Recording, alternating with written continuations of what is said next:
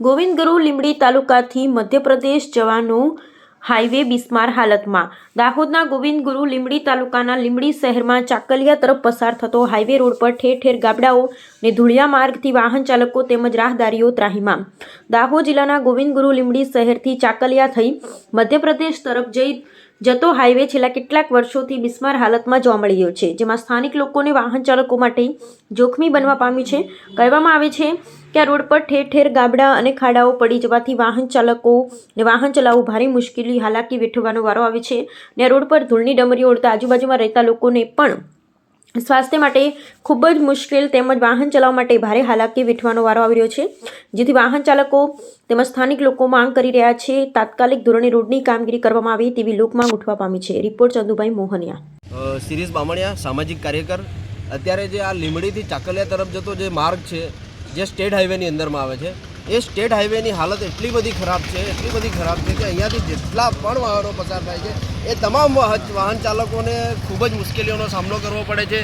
આ રોડ ઉપર ધૂળની ડમરીઓ ઉડે છે, એ ધૂળની ડમરીઓના કારણે ઘણી પ્રકારના લોકોને સ્વાસ્થ્યના જોખમો પણ ઊભા થાય છે અને અહીંયા એટલા બધા ખાડા છે આ રોડ ઉપર કે તમે કોઈ વાહન ચાલક જો આ ખાડા ટાળવા જાય ને તો ઘણીવાર એક્સિડન્ટ થાય છે, કોઈક વાહન ચાલકો પડી જાય છે, કોઈક મોટી ગાડી અને નાની ગાડીનું એક્સિડન્ટ થાય છે। ગઈકાલે જ એક ફાઇનાન્સવાળા ભાઈ અહીંયા પડી ગયા, આ ખાડાની અંદર પડી ગયા।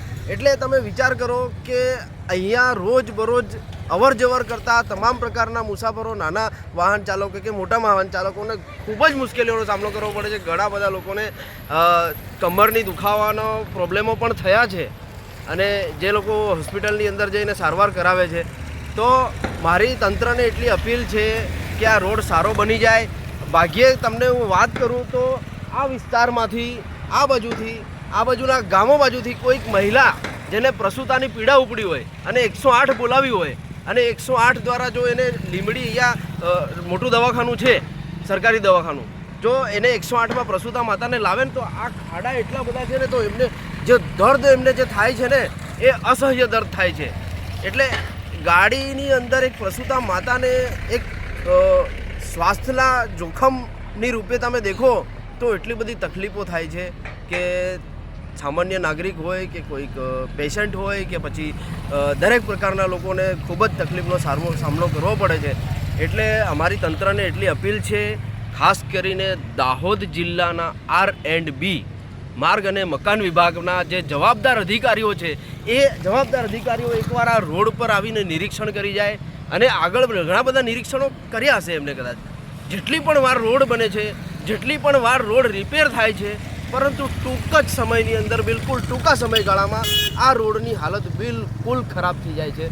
તો હું એમ પૂછવા માગું છું કે તમે જે કામગીરી કરો છો એ કામગીરીની ગુણવત્તા કેટલી, ગુણવત્તાયુક્ત કામગીરી થાય, સારી કામગીરી થાય, કોઈ પણ લોકોને કોઈ પણ પ્રકારની આ રોડના લીધે તકલીફ ના ઊભી થાય એવો રોડ અને બનાવે R&B વિભાગ અને સરકારની વાહવાહી લૂંટે એવું અમે ઈચ્છીએ છીએ।